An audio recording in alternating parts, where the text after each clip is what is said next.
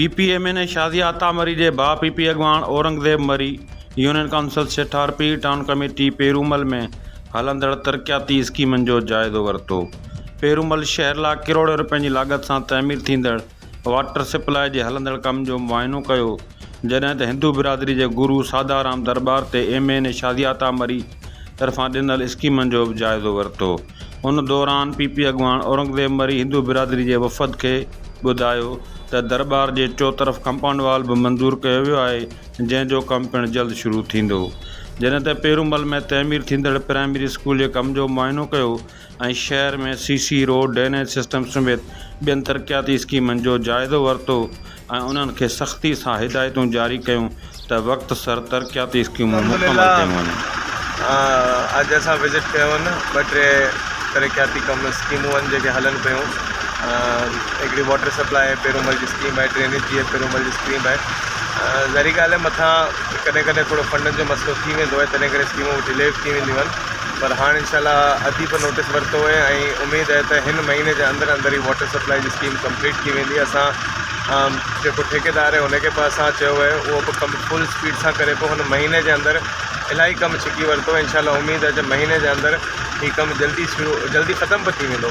उनखे पहिरीं जॻह जो मसइलो, उनखे जॻह कोन पियो मिली, मस करे हिकिड़ी जॻह मिली, हुते हुन महीने जे अंदरि जेको आहे 70% कमु कंप्लीट करे छॾियो आहे। इंशाल्लाह उमेदु आहे बाक़ी 30% कमु बचियो आहे उहो बि कंप्लीट थी वेंदो। बाक़ी जेके शहर में आहिनि स्कीमूं इलाही कमु असां टाउन जे तरफ़ां कराया आहिनि। टाउन ऑफिसर जेको आहे सुठो छोकिरो आहे, महिनती छोकिरो कमु करे पियो।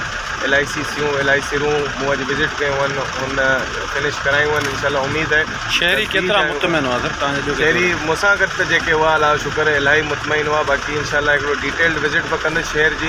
हिन थोरो टाइम घटि हो त कंप्लीट विज़िट कोन करे सघियासीं। बाक़ी तव्हां साफ़ ई हो, तव्हां वधीक ॿुधाए सघो था त शहर, तव्हां हिते जा आहियो, तव्हां वधीक ॿुधाए सघो था त शहरी केतिरा मुतमइन आहिनि। मूंखे त जेके ॾिसण में आया उहो त अलाह शुक्र अलाह आसान आहे, असांजे कम सां टाउन ऑफिसर जे कम सां इलाही मुतमइन आहिनि। PP अॻवान औरंगज़ेब मरी चांडिया पाड़े में शुगर जी बीमारी में मुब्तला माज़ूर बणियल दिली जान चांडियो जी अयादत कई ऐं खेसि यकीन ॾियारींदे चयो त संदसि हर मुमकिन मदद कई वेंदी।